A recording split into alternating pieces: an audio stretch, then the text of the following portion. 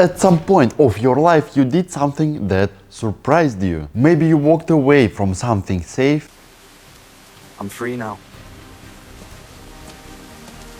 Maybe you built something from nothing when there was no guarantee that it would work. Maybe you found yourself in a crisis and instead of breaking, something inside you took over. Something older than your habit, something deeper than your personality. And you thought, where did it come from? That is your archetype, not a personality test, not a label someone gave you. Something that Carl Jung spent his life trying to map. The inherited psychological structures that exists in every human being, that shape how you see world, what you are drawn to, what you fear, and ultimately who you become. There are 12 of them, and one of them or two of them is running your life right now, whether you know it or not.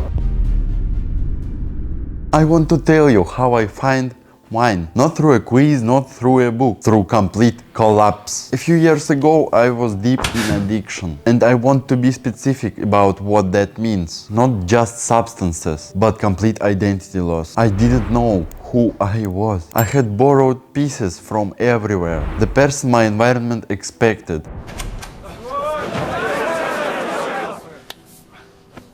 The person my relationship needed.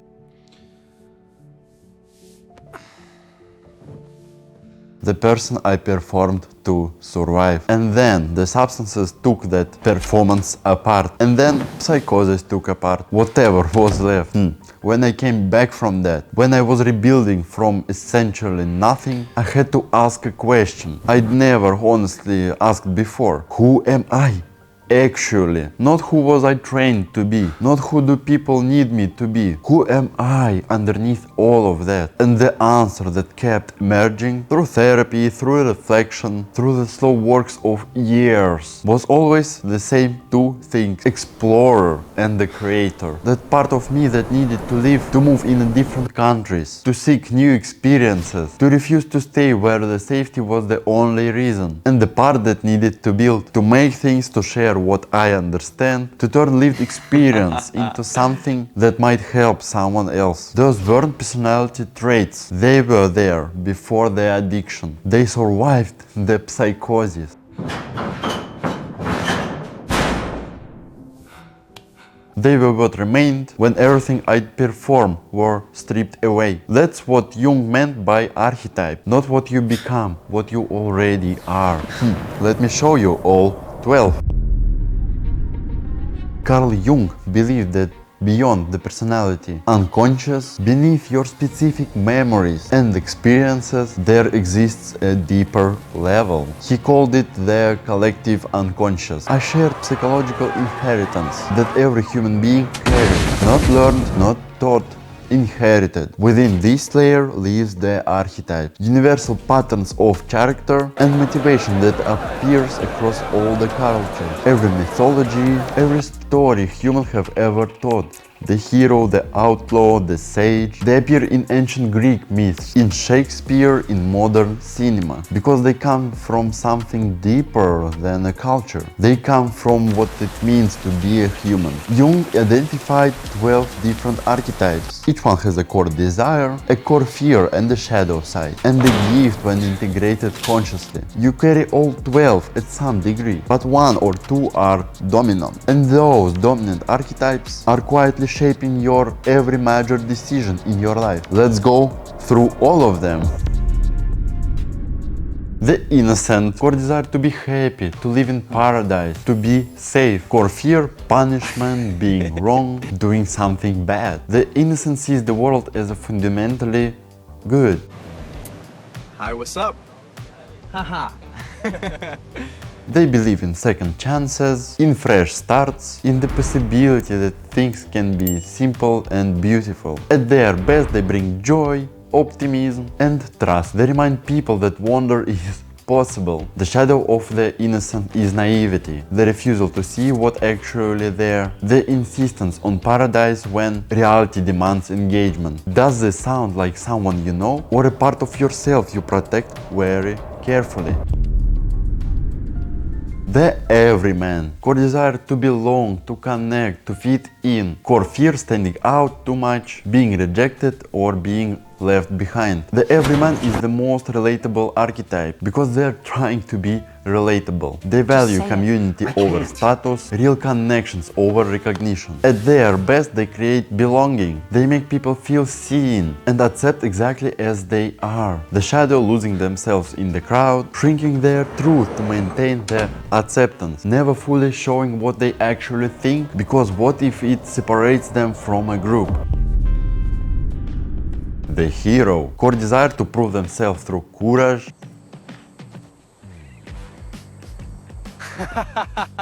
when everything says stop, that they find themselves but what they overcome. At their best, inspiring, courage, capable.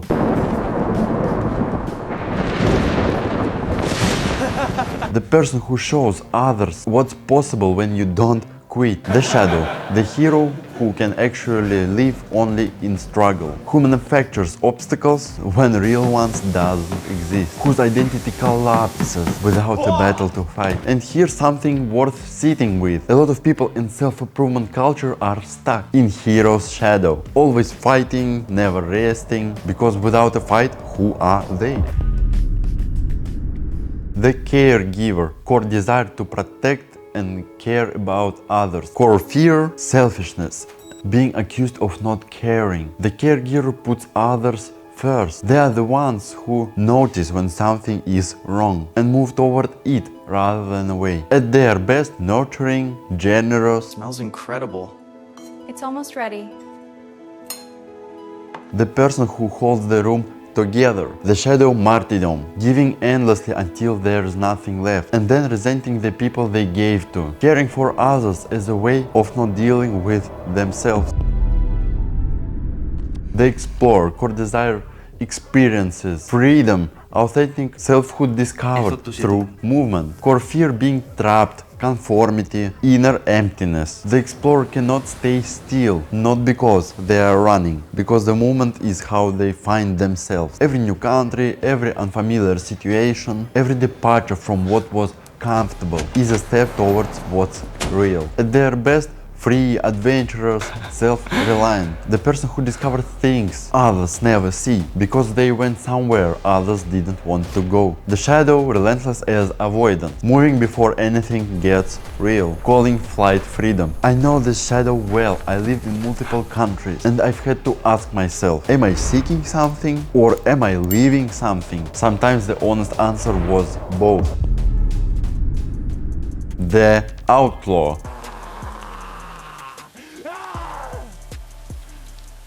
Core desire revolution, disruption, freedom from rules that don't serve truth. Core fear, powerlessness, conformity, being controlled. The outlaw question everything. They see the system, cultural, psychological, and they push against them, not out of rebellion for its own sake, but because something in them can't accept a rule they haven't chosen to believe in. At their best, catalyst for change, the people who break what needed breaking, say what everyone thought but nobody said. The shadow, destruction without creation, without building anything better, mistaking provocation for truth. The magician. Mortis et lux. Core desire, understanding the fundamental laws of the universe and using them to make things happen. Core fear, unintended negative consequences, dark magic and losing control. The magician transforms. They take what is and make it into what could be. They understand the reality is more fluid than other people, and they use that understanding deliberately. At their best, visionary, transformative, the person who changes rooms and lives. The shadow, manipulation, using their understanding of how things work to bend situations and people toward personal gain. The magician who stops serving transformation and starts serving themselves. The ruler.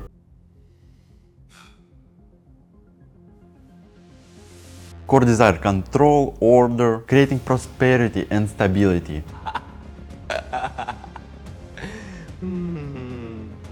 Core fear, chaos, being overthrown, losing control. The ruler takes responsibility, not because they want power, because they cannot stand disorder. They create systems, lead teams, Subscribe on ShigaPOV channel.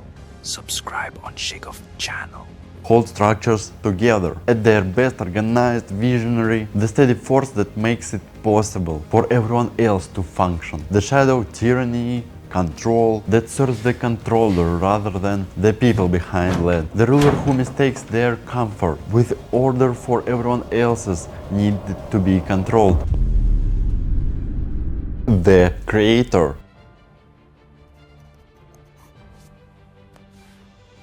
Create something of enduring value. Core fear having a mediocre vision or execution. Create something that will not last. The creator cannot not make things. It's not a hobby, it's not an ambition. It's a compulsion toward expression. The creator looks at what exists and sees what could exist and cannot rest until they've tried to bring it into being. At their best, innovative, expressive.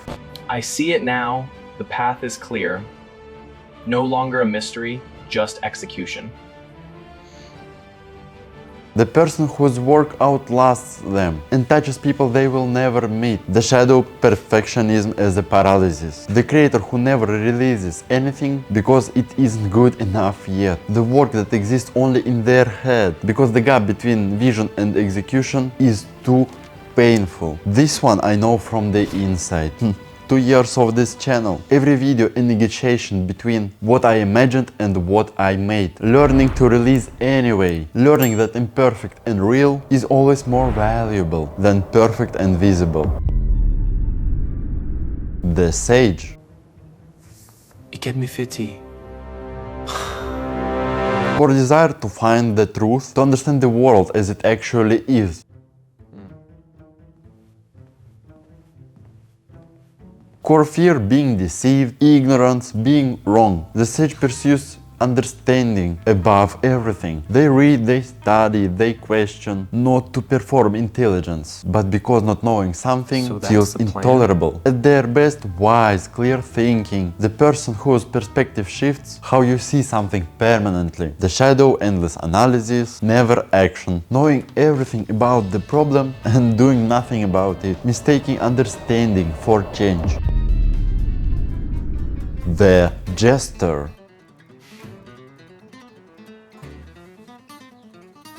Core desire to live in the moment with full enjoyment, to play. Core fear boredom, being seen as boring, not mattering. The jester brings levity. They find what's funny in what's serious. Yeah.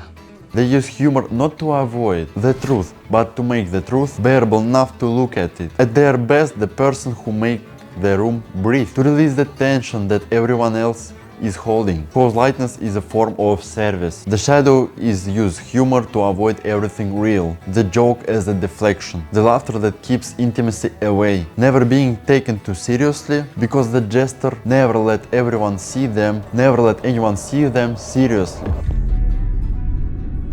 The lover.